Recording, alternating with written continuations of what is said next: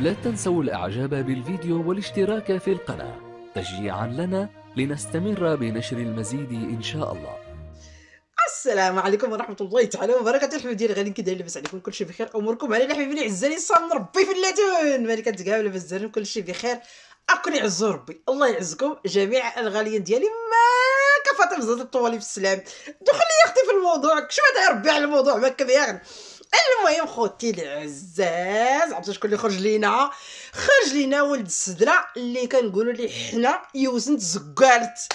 اخرج لينا خوتي العزاز جاي معاه واحد الميكا فيها الكيس فيها الاباب ديال الغاليين. اي الكيس هذاك اللي كيكون مع الصابون البلدي حدا الطفدنا هذاك، وجاب معاه حتى الجلده. قال لك اخوتي العزاز حقا ما حقا الجنرالات ولاو تيضروهم عظيماتهم، ابغي يكسلهم ويطرطق لهم عظيماتهم. ويلي اش هو كتقول اي هادشي اللي كتسمعوا هو اللي كاين. عرفتوا اشنو وقع اسميتها والله تنقلب، والله ما تمشيو حتى شي بلاصه تنقلب على باباها نمشيوها. اميره بورايه هذيك السيده اللي قالوا بلا راه من تم كانوا بغاو يشدوا الجنرالات، ساعه هربات ليهم اسرقت لهم غرس وبغات تمشي لفرنسا. الساعه التوانسه قال لك شدوها وكانوا غادي يسلموها الجنرال باش يديروا فيها القديده. قال لها راه ولينا تاكل غير اللحم ديال الحمير. ندوقوا يا اختي لحمك كيفاش غادي يكون، ربما عل وعسى يدير شي حراره في الاجسام ديالنا. حنا راه صافي راه بردنا. ساعه اخوتي العزاز تسناو وسمعوا بعدا ولد السدره اللي هو ولد زكارت يوسن الزكارت اش قال. ملي قلت لكم جاب معاه الكيس والصابون البلدي وجاب معاه باش انه ينقي وجه الجنرالات من هاد الوسخ اللي توسخوا هاد الايامات. سمعوا اش قال، سمعوا. بخصوص موضوع أميرة بوراوي، للأسف الشديد مثل ما قلت لكم نعطيكم الحقيقة، أميرة بوراوي ما راحتش حراقة وما هربتش مثل ما كنا نتوقع من الجبال أو الوديان أو نص الليل حرقت. لا، أميرة بوراوي حسب معلومات أنها شرات الطريق. نعم، شرات الطريق، يعني رتبت أمورها مثل ما فعل رقاصة العيون هشام عبود، لأنه رقاصة العيون هشام عبود نفس الشيء، شرى الطريق مع بعض عناصر الشرطة في المعبر الحدودي بوشبكة وهرب معاه كرطاب يعني كابا تاع دراهم، هرب كرتونة تاع دراهم، كابا تاع دراهم، هذه متأكد منها من مصادر رسمية. هكا وهكاك هكا وهكاك. اذا اخوتي العزيز اتات عاوتاني كيف كنقولوا جا عاوتاني الامر من السلطه العليا ديال الجنرالات. قالوا ليه عافاك يا ولد السدره، واخا كلشي بعدا خطرت كتقلمقوا من بعضياتنا. اعتقنا وجي وخرج لينا وقول لنا جوج كلمات، خرج البشر وقول له جوج كلمات راه صافي وجهنا تسلخ ما بقى فيه ما يتشاف. عافاك الا ما اعتقنا، عافاك راه كلشي كيقول لنا راه سيدكم ماكرون هو اللي صدر اوامر عليا من السفير الفرنسي انه يهرب السيده من تونس الى فرنسا بدل ما تسلم الجزائر، لان السيده عندها جنسيه فرنسيه. كي كيقولوا هما بالفرنسيه سابيدير فرانس يعني فرنسيه.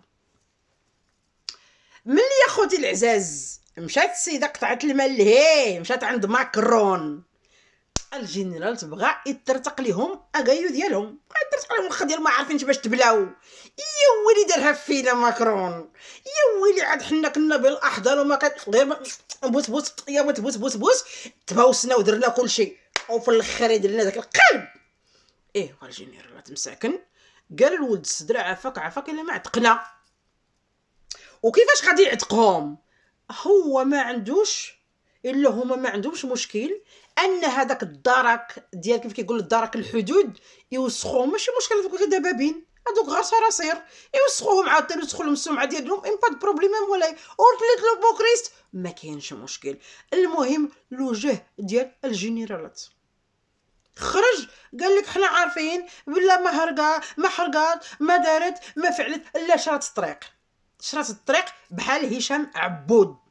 اذا هاد ولد السدره كيف كيقولوا جاي كحلها سعمها ورانا حنا كاملين بلا فعلا راها زريبه بلا حارس بلا هاو ما كاين بلا باب زريبه هي هذيك الزريبه اللي كتكون بدون حرس ماذا تنتظرين منها ما جيزه تقلب باش كتسناو يا خوتي العزاز. ناري كما قلت لكم جاي كحلها ساعمها. ايوا هذا هو يا خوتي العزاز. المهم ولد السدره خرج عاوتاني وقالوا ليه يلا خرجنا البشر وقلنا جوج كلمات هكا ولا هكا انت غير قول لي سميتو حنا راه غادي نعطيوك راه كاين كندير داكشي الدرهم قال لك الدرهم قال لك حتى واحد بالدرهم.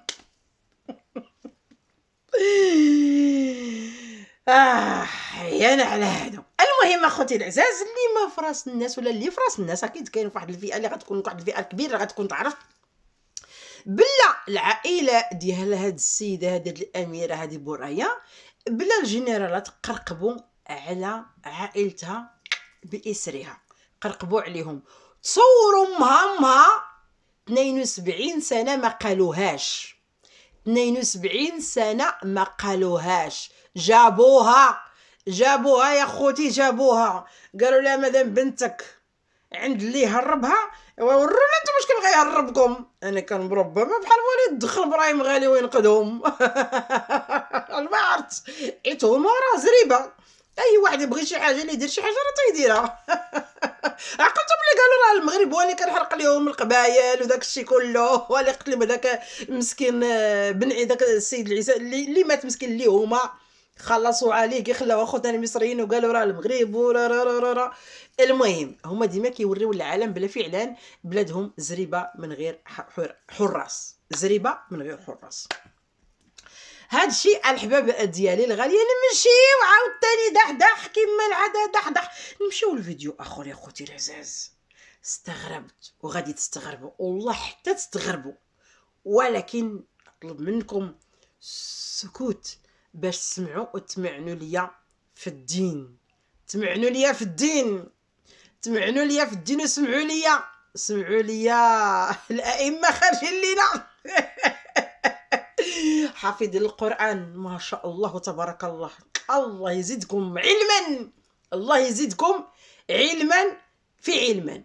هذا اخوتي العزاز هذا الرئيس قيس سعيدو قيس المفقوسو خرج اخوتي العزاز وتا هو تيتمعن وتيهضر وكيقرا علينا الايات ما شاء الله. ايه الصوت ده اش هذا الصوت الجميل اش هذا الصوت الزوين تبارك الله. الحروف كتخرج هكاك كلشي تيورك عليه واللي كاين بالقاف واللي كاين بالضاد واللي كاين بالكا ولا ما كنعاورك وكيخرج لك الحروف فيو. سمعوا دخلت عليكم بالله الا ما سلاو ليه.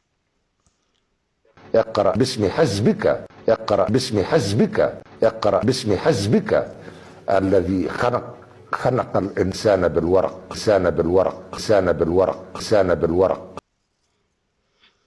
عرفت شنو وقع هنا؟ هذا هو اللي كيتجمع مع الجنرالات. هذا هو اللي كيتصاحب مع الجنرالات.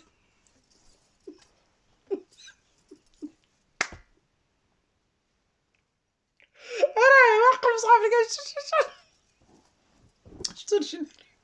شتو الجنرالات راه اللي مشى تتجمع معهم قلال عاد ولات مسكين وتضربوا الخلا. والله الا قال لكم الخلق في الورق.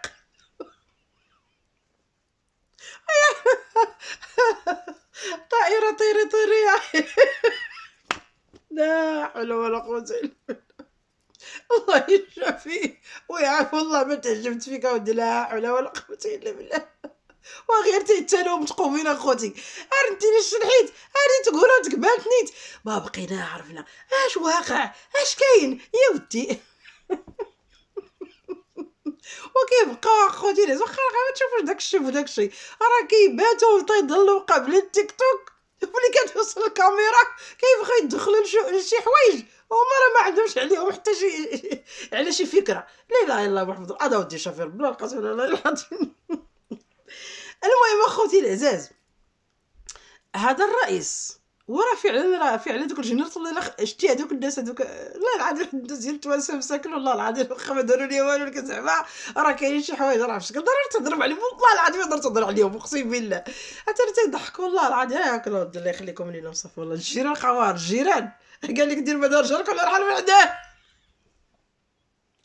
هادشي اللي داروا دابا هادو الا ما درتيش بحال الجنرال تيرحلوا من عندها واش غيديروا. المهم الغاليات ديالي هذا واحد تونسي حتى هو مخرج سخون اخوتي طالع سخون ومقلق زعفان. ومن يتصل بنا الان؟ ما دي اتصل ما دي صدقور. المهم اخوتي العزاز سمعوا بعدا اش قال ونلتقي. الجيوسياسية في المنطقة، الجزائر هي قوة ضاربة، أحب من أحب وكره من كره. بالنسبة للمغرب اللي حكيت عليه معناها فهمني السيسي الأزهر، المغرب هذا أكبر عدو لينا معناها فهمني معناها في المدة الأخيرة. أخي ما نعرفوش اش عملت معناها المغرب في مسألة معناها الواحد في مسألة الفوسفات، ما نعرفوش المغرب اش عملت معناها في مسألة السياحة في تونس. هذه دولة معناها تآمرت علينا فهمني وتحب تلوج معناها فهمني اي مشكله معناها فهمني المغرب تتآمر ضد تونس اليوم من قبل تتآمر مع شكون تتآمر؟ حتى مع الصهاينه شفتوا تتآمر ضدنا حتى مع الصهاينه. واش شفتوا الجنرال اش داروا؟ وعادا والله التكي عادي واللي ما يتعاداش عادا وعباد الله وكا عباد الله عادا وكل شيء وما خلاو خرجوا البشر. وقلت لكم والله العظيم ولا غيسطيو المنطقه كامله وصافي. ولاو الناس يتغنون بلسان الجنرالات ولسان تبون ولسان الحاشيه ديال صافي. يلا وسير انت قول وكواك ولا قول ويكويك ولا قول عوك عاوك ولا قول عوك عوك. المهم اختار اللي بغيتي صافي. طار لهم الفريخ. شكون اللي طير لهم الفريخ؟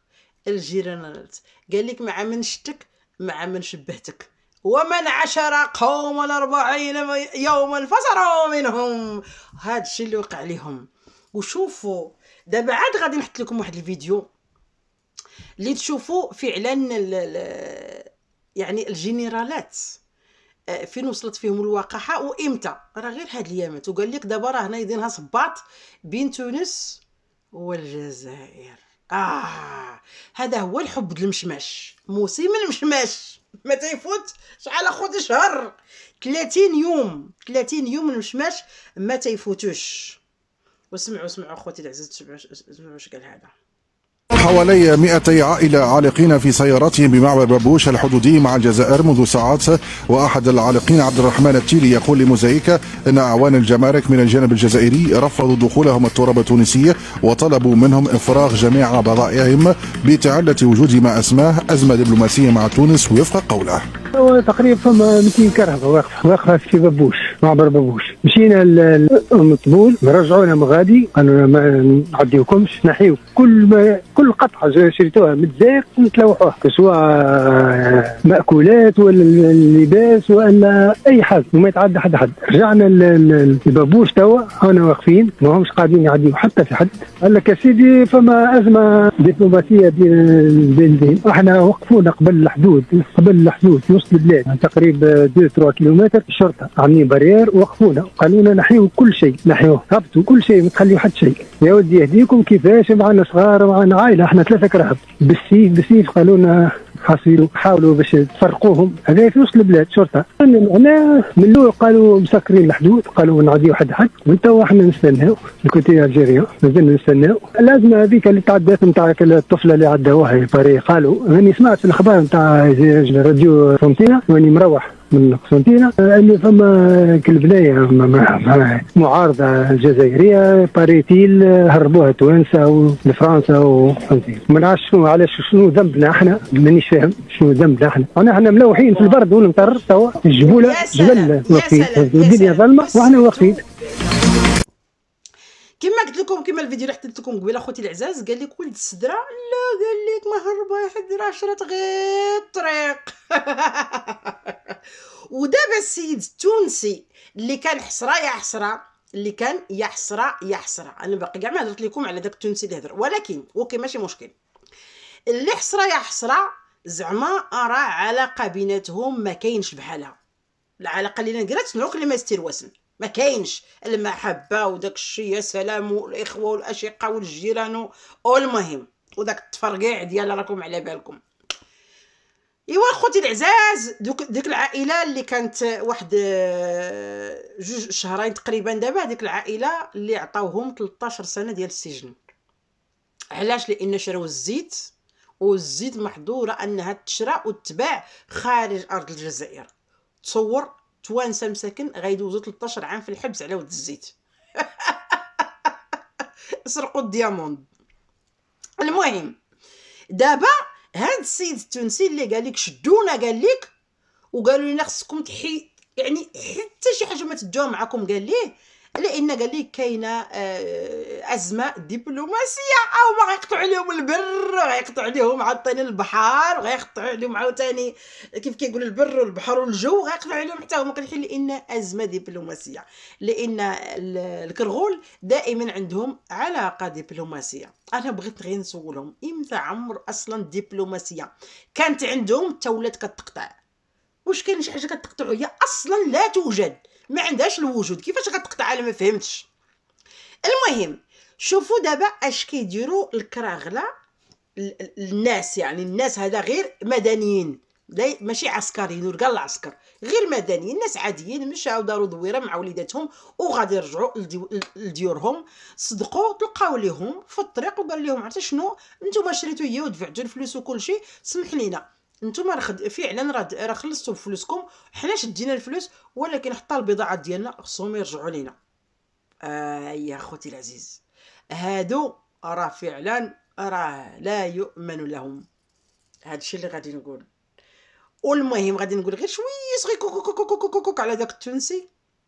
قال لك الخوتي الفوسفات، قال لك الفوسفات و اش درنا لهم؟ قال لك في الفوسفات والسياحه. السياحه بغيت نقول الكامرت اللي كنقولوا حنا في الشلحه، الكامرت المنطح. السياحه ملكنا الحبيب حبيبي الغالي انا طاج راسنا محمد السادس، اللي مشى في ايام ما ضربت فعلا فاش ضربت المصيبه كحله، ضربت لكم تونس فعلا، ضربت السياحه عشتها من القاع، من القاع، من الجدر، ومشى محمد السادس وقعدها لكم. وكل ماشي ملك والملوك لحد الساعه تنظن تونس ولا غيدخل لها ولا سائح واحد، ولكن فعلا نكار الخير غادي يبقاو دائما نكار الخير. وبغيت نقول لكم على الفوسفات، بغيت نقول لك الكامرت راه كل واحد ورزقه، راه كيكون حانوت وحانوت وبيناتهم حانوت، كتكون محلابه ومحلابه وبيناتهم محلابه، قزار وقزار وبيناتهم قزار، وكل واحد كيجيب ليه ربي رزقه. ياك ما تسحابوا غادي نخليو لالاتهم تونس تبيعوا تشري في الفوسفات ويشد المغرب في الفوسفات ديالو ويديروا في يديروا في الباكيات ويستفوا نبنيو به الجبال. واش نتوما ولا راكم حيت مع الجنرالات والله يشافي الحباب ديال غير باش غادي نوقف هذا الفيديو ديال اليوم، وغادي نقول لكم الى داح الفيديو داح ديالش كان ان شاء الله. ما تنساوش اللايك والبارطاج والكومونتير، وتنجتمكم وكان اي لوف يوكم، وكان حماق عليكم بنغاية تايرينون. اكوني عزور بلا الفيديو القادم ان شاء الله. بسلامه.